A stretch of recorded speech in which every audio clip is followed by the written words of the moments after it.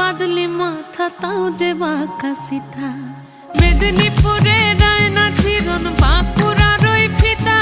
আর যতন করে বাঁধলি মাথা তাও যে বাঁকা সিথা পেছ পাড়িয়া রাজগো